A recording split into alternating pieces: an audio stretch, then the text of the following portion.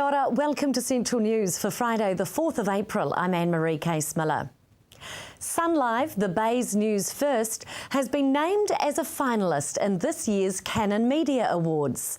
The website joins the New Zealand Herald and Stuff.co.nz as the three finalists in the category of Best Digital Breaking News Coverage. The finalist was selected by 37 judges from 4 countries, and recognition in this category is seen as consolidating SunLive's position as one of the leading online news websites, providing up-to-date news coverage to readers as it happens. Winners of this year's awards will be announced at an awards dinner in Auckland on May the 9th. The Waikato Regional Council will be part of a review of traffic management processes that Balloons Over Waikato organisers are conducting with regards to the highly attended Nightglow. An estimated 80,000 people attended Saturday's event, and the end saw many people waiting hours for free buses to take them home, with complaints that the buses were stranded in the heavy traffic.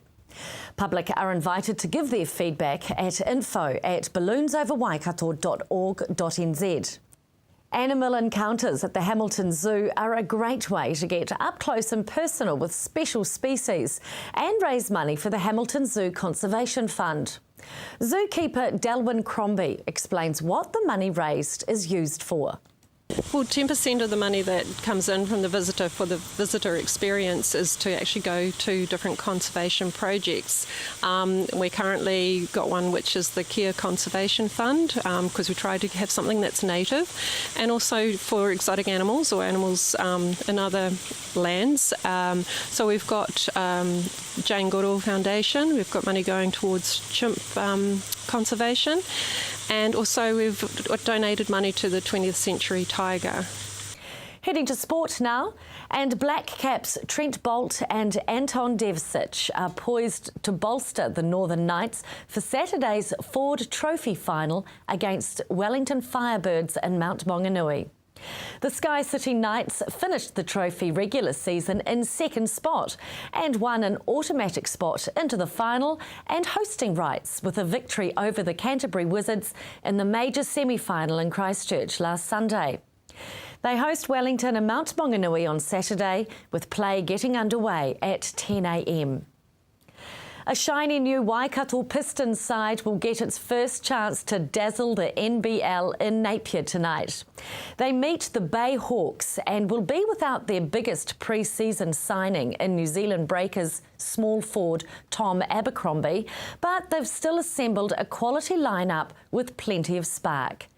Tip-off is tonight at Pettigrew Green Arena in Napier at 7 p.m.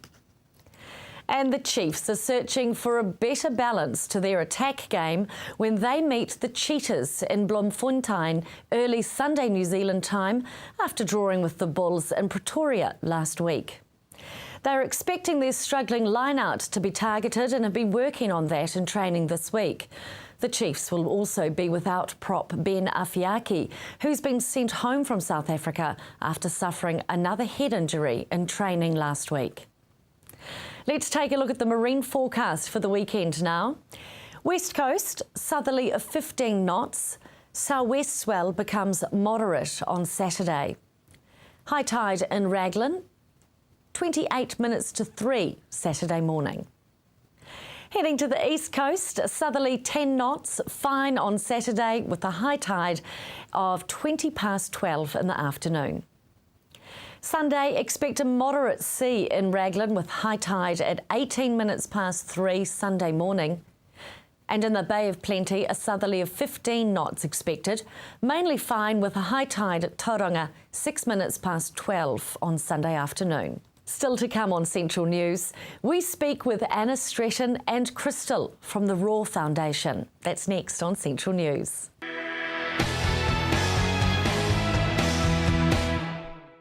Welcome back to Central News. Fashion designer Anna Stretton has launched a mentoring program for female victims of domestic abuse. The scheme is called Reclaiming Another Woman, or RAW for short. It pairs abused women wanting to start a new life with a female mentor who helps them to get there. I spoke with Anna Stretton and Crystal to find out about the motivation behind starting the Raw Foundation. Oh, it's such a big story. I suppose late last year, October, November, I was approached by the head of the Waikato Women's Refuge, and that was all about connecting them through corporate environments here in the Waikato. So they felt that the pools of government funding were getting harder to secure, so they wanted some sort of corporate alignment. From there, I asked to meet some of the women that were in refuge. When I went up to Te Whakaruru Hau, which is their safe house, that was where I met probably 10 or 12 very young women that had between 2 and 4 children, and it was there that I thought, you know, I can do a little more and make probably a bigger difference than just corporate alignment, which Te Whakaruru Hau were looking for. So often women leave places such as Women's Refuge and have nowhere to go, so they go back to where they've come from, don't they? Yeah, not just so often. I would say 99.99999% of the time, there are no opportunities. There is nothing else when the women are ready to leave refuge, which is an incredible initiative around the stabilisation and the safe housing of women, but there is nowhere else for them to go but back into the environments where they know. I mean, you and I would be in exactly the same space. We would go to what we knew, we would go to where we connected, we would go to where we did feel loved, and even though there was violence surrounding us, we would still gravitate back into that environment. And also it's so difficult to integrate into another environment when you've got all this stuff happening around you that people are not so keen to sort of accept, I suppose. Raw is definitely offering them an alternative. Crystal, tell me about your journey with Raw so far. My journey has definitely been a very long one, but it's an exciting journey. From the young girl I used to be to the woman I am now, it's amazing. If you had seen how I was when I was first in the refuge to how I'm standing here now, you'd be blown away. It has been a short time, but you've come so far. Where do you think you'd be if it wasn't for Anna and the Raw Foundation? Not here. No, I wouldn't. I would have definitely gone back. Anna, so often we hear about social services being the ambulance at the bottom of the cliff, but you're actually the step before that, aren't you, with the Raw Foundation? I think the interesting thing is that there's no one out there doing what Raw is doing, and it's a simple method that we've applied. We've just taken a significant other, so women like myself that actually want to drive the agenda of another woman. So Raw is an acronym for reclaiming another woman, one woman like myself walking alongside another woman like Crystal to make that difference through education. So looking at those opportunities that are way more extensive than perhaps just saying, well, let's find you a job or let's hear all the woeful stories and try and fix them up, because it doesn't work. It really doesn't work, and family violence or violence in this country is a huge problem. It really is. So we have to do something. We have to do something because it's starting to impact on us all, but not only from the government coffers but also from a woman like Crystal. She deserves a better life. She really deserves a better life. So, you know, for someone like myself to be able to say, hey, let me walk alongside, let me present some other opportunities to you, let me show the love, and sometimes that love is tough too. It's not just all about, hey, here it is, you know, let's go and do this, I'll pick up this, I'll pay for this. There's a tough love element as well. I have an expectation that this girl will succeed, and I'll be there, you know, for the rest of her life to make sure that she does. Crystal, tell me about some of the other connections that have been made from Refuge and Raw. Okay, we've had four so far that I know of that have actually had life-changing things happen to them paired with their mentor. We had a young woman and we paired her with a police officer, and the most unlikeliest friendship has turned out into them being best friends. So the amount of change that this woman has made also is huge. It's massive. And to pair up a criminal, let's say, with a police officer is the most unlikeliest friendship. But what they have achieved from such a short amount of time is pretty amazing. Anna, do the women who receive mentoring have to come from Women's Refuge? No, they don't, and that's probably the biggest misconception. We have over 50 women on the program now. We have at least 25 mentors. The mentors are so excited about what this process is that a lot of them have come and said, well, I've got one woman, can I have another one? And we go, don't be so greedy. You know, so the wonderful thing is there's no shortage of women on either side, but for us it's any woman that is actually in that challenging situation around domestic violence and wants to make change in her life. We would like to talk to about the Raw program, so they certainly don't have to come from Refuge. And as Crystal mentioned, there are 4 women that have come out of the Waikato Refuge that are mentored and actively moving forward, and they've been in the program for as long as Crystal, and it's just as successful for them as well, which is just awesome. It really is. So as you can see, I'm incredibly passionate about what we're achieving and what we will achieve, right throughout the country, not just in the Waikato where we're piloting at the moment. If you or someone you know needs help, go to raw.org.nz or phone Women's Refuge on 0800 Refuge. Still to come, we find out about the cutest little furry babies who are winning people's hearts at the Hamilton Zoo, and catch up with Sue Forsyth from the Dairy Women's Network.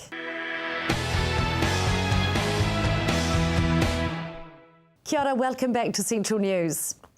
Perhaps best known from the Telecom ad with their quirky expressions and short, sharp head movements, the meerkats are firm favourites at the Hamilton Zoo.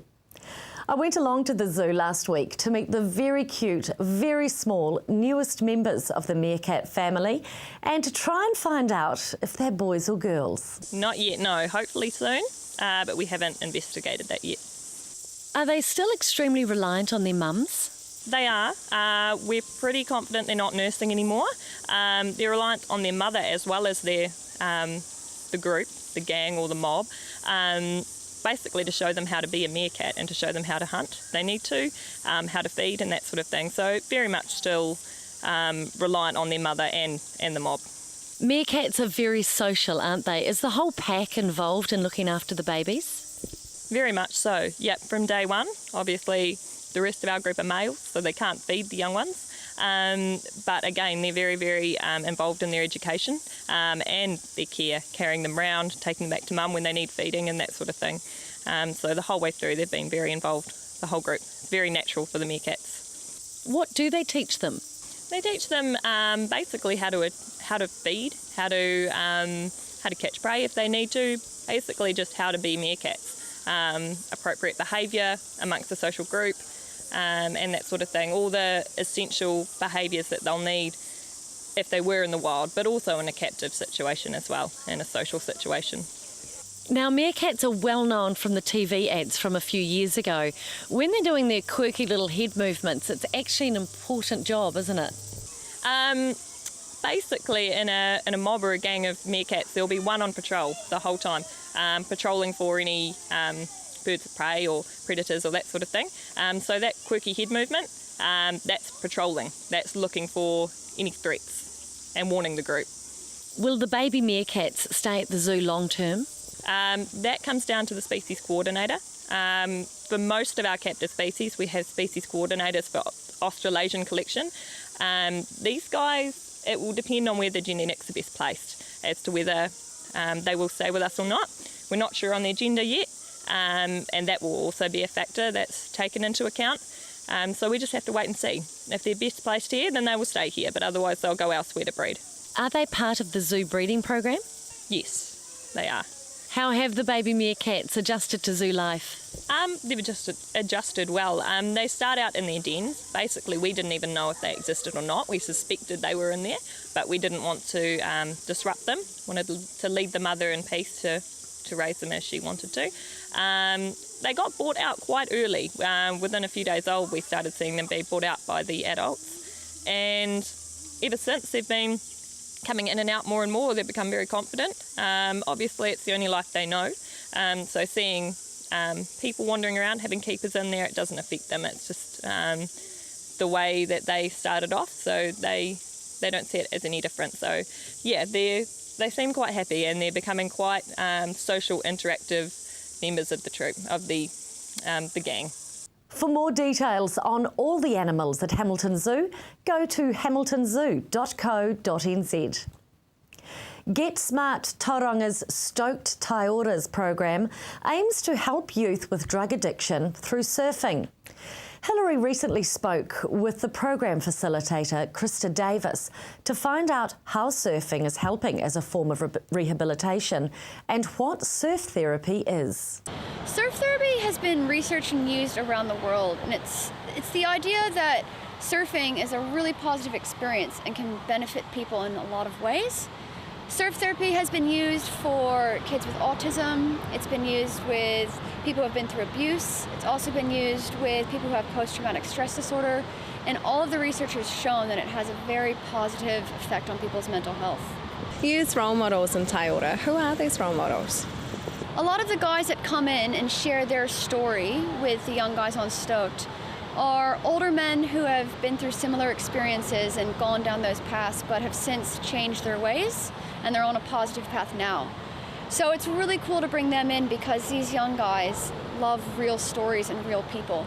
They don't want to be told what to do or how to do things. They want to see with their own eyes what it's like and hear from people who have actually been through that stuff. In your experience, what do you think makes young people turn to drugs? Oh, there's a lot of reasons, but I'd say with the young people coming through Get Smart and going on Stoked, a lot of them have been through very, very hard things when they've been younger. They've grown up with a lot of violence, a lot of gang involvement. So drugs has been a part of their life from the time they were young. This program that we run is based on the Te Whare Tapawha model, which is Mason Jury's holistic approach with health. And one of the core aspects of this Te Whare Tapawha model is identity. And that's the foundation of what we stand upon. And if we don't know what we stand upon, we don't have a foundation in our life. And one of our core aims is to help these guys learn who am I and where have I come from, so they can stand firmly upon that foundation and grow in their strength. What kind of drugs are most of these youth using? And do they have a problem with alcohol as well?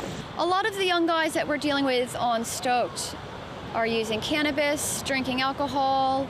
Some have been using pee in the past, taking different pills. But by far, the most common drugs that we deal with in these youth would be marijuana, alcohol, and nicotine. Do you think there is such a thing as a gateway drug? I reckon there's definitely drugs that people start off with a lot more.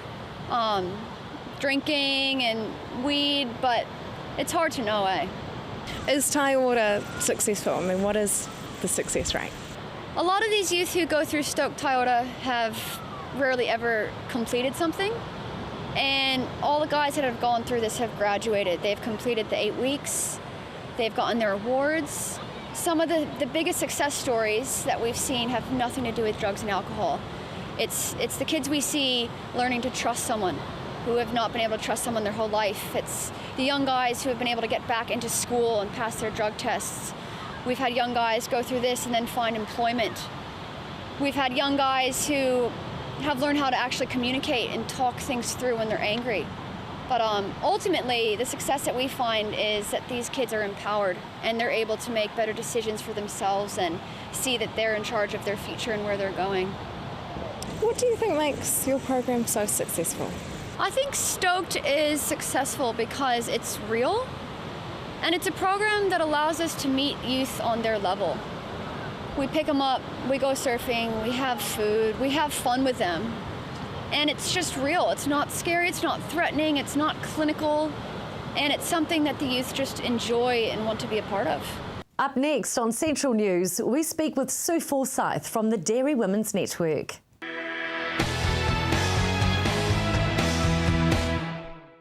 Kia ora, welcome back to Central News. The Dairy Women's Network has grown from an email network in 1998 to a national organisation with 5,000 members. Sue Forsyth, who's been with the network since the beginning, attributes the Dairy Women's Network to not only helping her professionally, but also personally. The Dairy Women's Network has helped me, not so much in my career, but as a person and in my personal growth. I think I've always seen myself as a support person to my husband and family, and it's been involved with the Dairy Women's Network has brought me out of my shell in a way. I was approached to be the convener by Hilary Weber, who is one of the foundation members of the network, and I said I couldn't do it. She said I could, and so she more or less bullied me into it, but I've seen huge growth in myself in that time that I was in the role, and now I felt as though it was time for me to step back and give someone else the chance to take the benefits of that growth. You've been heavily involved in organising this year's conference. Why are these conferences so important? The conferences are important because they bring a lot of dairy women together, along with the rural professionals. Gives them a chance for the peer support and empowerment for the growth factor. We endeavour to have speakers that are going to make people think about themselves and how they can improve their life and the life of those around them. What did winning the Dairy Women's Network Community Leadership Award for the North Island mean to you?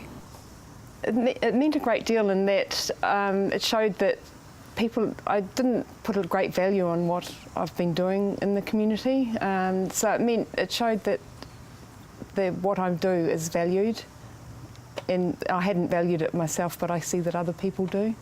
You're seen as the go-to person in your local community. What do you love most about being part of the Dairy Women's Network? I love the way that the women are inclusive, they're supportive, being part of a peer group where you can share the good times and the bad times. More often than not, it's the bad times that you feel empowered from. That's the most important thing for me. If someone was thinking about joining the Dairy Women's Network, what would you say? I say become a member of the Dairy Women's Network because it gives you a chance, an avenue to improve your learning and your skills. For further information on the Dairy Women's Network, go to dwn.co.nz. Let's take a look at the weather for the Waikato and Bay of Plenty now. What's in store for the weekend? Well, we've got a sunny weekend actually in store for everyone, with Hamilton expecting a mainly fine day, high of 25 for Saturday and a low of 10 overnight. Pāroa, a bit of fog hanging around, then fine weather with a high of 25 and a low of 10. Matamata, same story for you, high of 22 expected. Te Awamutu, warm high of 25 degrees. And Tokorua, a warm high 22 degrees with a low of 11. Taking a look at the Bay of Plenty now, and Tauranga can expect a mainly fine Saturday, 24 degrees your high. Te Puke, foggy in the morning, then fine with a high of 22 degrees and a low of 15. Let's have a look at Sunday now, with Hamilton expecting a fine day and a high of 26 expected, a low of 11.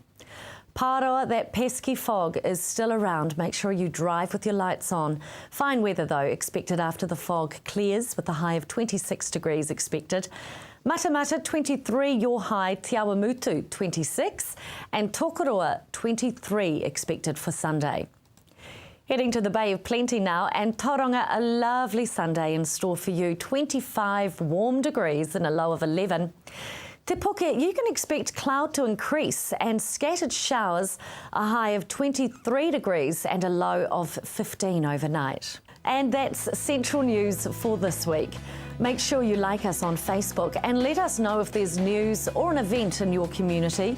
Thanks for joining me. I'm Anne-Marie Case-Miller.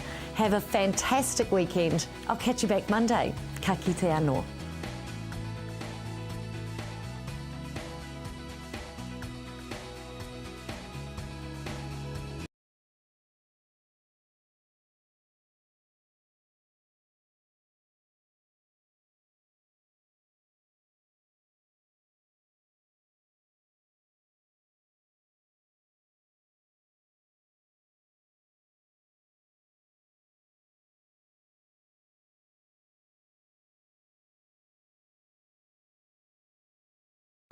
This has been an Alpha Media production, a division of Television Media Group.